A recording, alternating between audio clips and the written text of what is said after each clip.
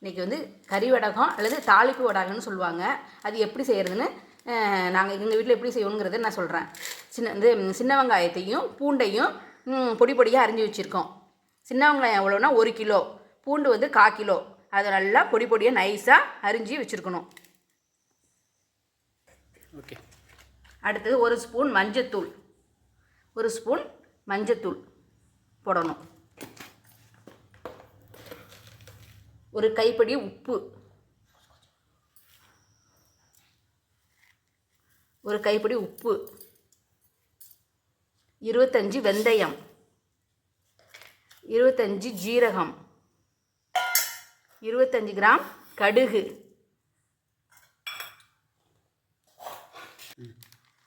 கொஞ்சமாக மிளகாத்தூள்,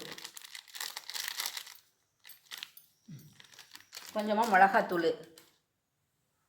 இது எல்லாத்தையும் ஒன்றா கலந்து பிசையணும். நல்லா நசுக்கி பிசையணும்.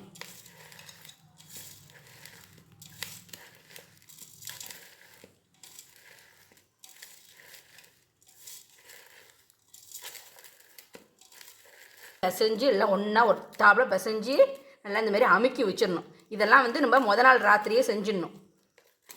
திரும்பவும் இதேமாரி பிசைஞ்சு நல்லா டைட்டாக அமுக்கி ஒரு மூடி போட்டு மூடி வச்சிடணும் முத நாள் ராத்திரியே. இது போல் எடுத்து மூடி வச்சிடணும். 1/2 கிலோ உளுந்த, கருப்பு உளுந்த நைட்டே ஊற வச்சிடணும். தண்ணி ஊற்றி காமிக்கிறேன். தண்ணி ஊற்றி ஊற வச்சிடணும். நல்லா அந்த தோல் நீக்கி வச்சுருக்கேன், களைஞ்சி வச்சுருக்கேன். இதை வந்து ஒரு கைப்பிடி வந்து சும்மா போடணும். இப்படி புளிஞ்சு தண்ணியை கூட சொட்டு தண்ணி இல்லாமல் ஒரு இதை போடணும். மிச்சத்தை வந்து மிக்சியில் குறைன்னு அரைச்சி போடணும். ரொம்ப மைய அரைச்சிடக்கூடாது, ஒன்றும் பாதியமாக அரைச்சி போடணும்.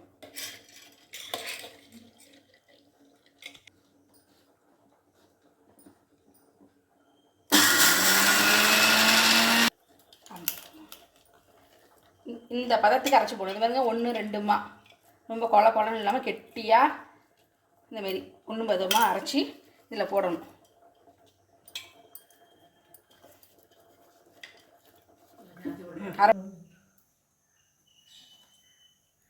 இந்த அரைப்படி உளுந்து இந்தமாரி நல்லா கெட்டியாக இந்தமாரி அரைச்சி போட்டேன். அடுத்து கருவேப்பிலை நல்லா பொடியாக அரிஞ்சு போடணும். ஏன்னா முழுசாக போட்டோம்னா அந்த உருட்டை வராது. அதனால் நல்லா இந்தமாரி பொடியாக அரிஞ்சு போட்டுருங்க.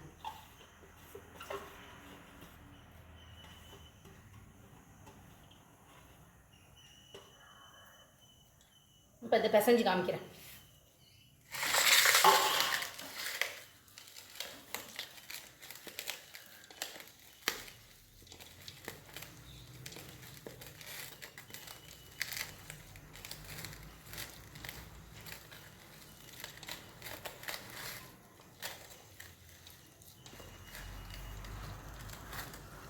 நல்லா பிசைஞ்சு வச்சிடணும். அதில் ஒரு அகண்ட தாம்பாளத்தில் முதல்ல பிள்ளையார் பிடிச்சி வைக்கணும்.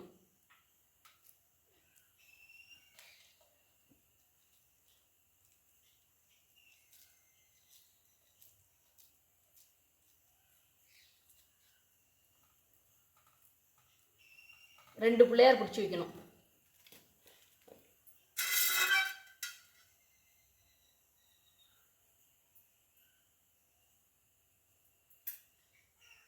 இதில் அருகம்புல் சொருகணும்.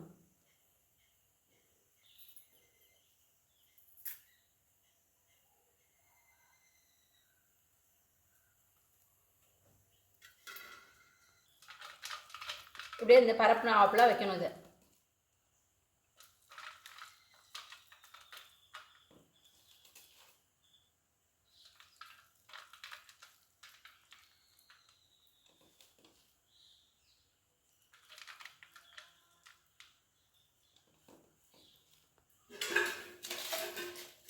மூணு இதுலேயும் இந்தமாரி அகலமான இனத்தில் நல்லா பரப்பி வச்சிடணும். இந்தமாரி பரப்பி கொண்டு போய் இந்த வெயிலில் வச்சிடணும். இதை அப்பப்போ கிளறி விடணும். ஏன்னா அப்போ தான் அடியில் உள்ளது நல்லா காயும்.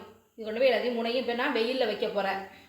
இந்த பிள்ளையார் பிடிச்சி வச்சுருக்கோம்ல, பிள்ளையார் பிடிச்சி அருகம்புல் வச்சுருக்கோம். அது பக்கத்தில் ஒரு துண்டு கறி, ஒரு ஆணி வைக்கணும். ஏன்னா அந்த காலத்தில் சொல்லுவாங்க இந்த வெங்காய வாசத்துக்கு பேபி சாஸ்லாம் வரும்னு சொல்லி பாட்டிலாம் சொல்லுவாங்க. அதுக்காக இதை வச்சுருக்கோம். இது நீங்களும் வச்சுருக்கேன் இந்த மாதிரியே.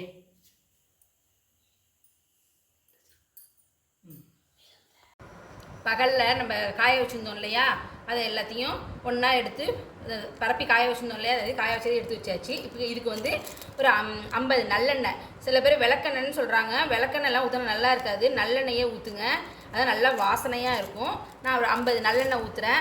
ஊற்றி நல்லா இதை பிசைஞ்சு அமுக்கி வச்சிடணும்.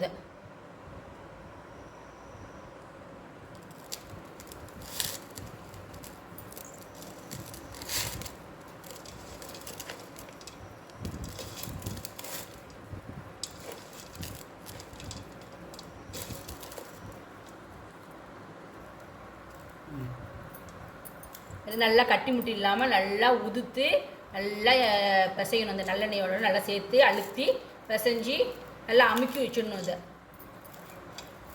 நல்லா அழுத்தி அமுக்கி வச்சிடணும். நாளை காலையில் அடுத்த ப்ராசஸ் என்னென்னு காமிக்கிறோம்.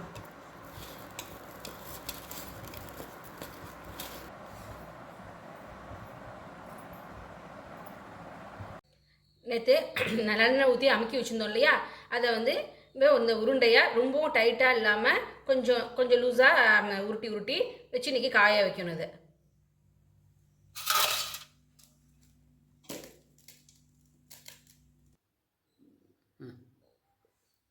இப்போ வந்து உருண்டையாக லூஸாக உருண்டையாக பிடிச்சி வச்சுருக்கோம். இதை கொண்டு போய் வெயிலில் காய வைக்கணும்.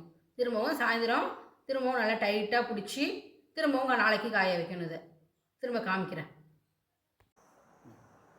நல்லா இறுக்கி பிடிச்சி காய வச்சிட்டோம். இன்னும் ஒரே ஒரு நாள் காஞ்சா போதும். நல்லா ஒரு காற்று போகாத பாட்டிலில் வச்சு இந்த ஸ்டோர் பண்ணி வச்சோம்னா 2 வருஷம் நாளும் கெட்டு போகாது. இந்த கறி வடகம் அவ்வளோ வாசனையாக நல்லாயிருக்கும்.